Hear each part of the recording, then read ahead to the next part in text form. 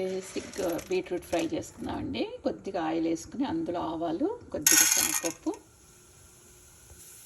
ఎక్కువ వేసుకుందాం, ఎందుకంటే తినేటప్పుడు బాగుంటుందండి. సో కొద్దిగా కాయపప్పు, 2 ఎండుమిరపకాయలు, కొద్దిగా ఇంగువ అండి, కొద్దిగా పసుపు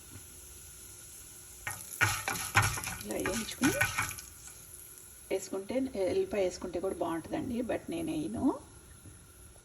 ఇప్పుడు సన్నగా తరిగి పెట్టుకున్న బీట్రూట్ వేసుకున్నామండి, అలాగే కొద్దిగా వేసుకున్నామండి. అండి ఇలా కలుపుకుని మూత పెట్టుకున్నామండి. సన్న సిమ్లో పెట్టుకుని మగ్గనిద్దాం. ఇప్పుడు మూత తీసి చూసుకున్నామండి,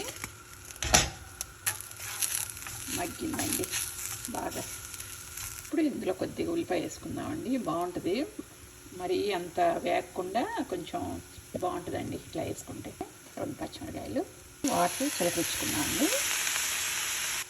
ఒక 1 టేబుల్ స్పూన్ కారం అండి కలుపుకుందాం. 1 టేబుల్ స్పూన్ జీలకర్ర పొడి అండి, స్పూన్ ధనియాల పొడి బాగా మిక్స్ చేసుకుందామండి.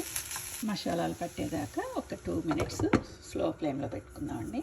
లో ఫ్లేమ్లో చివరిగా 4 పచ్చిమిరకాయలు, కొత్తిమీర కలుపుకొని మిక్స్ చేసుకోండి. 4 వేయించిన జీడిపప్పు అండి, అంతే అండి. చూడండి ఎంత టేస్టీగా ఉందో. వారంలో ఒకరోజైనా పిల్లలకి చేసి పెట్టండి, చాలా ఇంట్రెస్టింగ్గా తింటారు. స్పైసీ ఉండదు అంతా, సో చాలా బాగుంటుందండి. ఫస్ట్ టైం కనుక నా ఛానల్ చూస్తున్నట్లయితే ప్లీజ్ సబ్స్క్రైబ్ అండి. Rama's cooking. For more videos stay tuned. Thank you for watching. Have a nice day.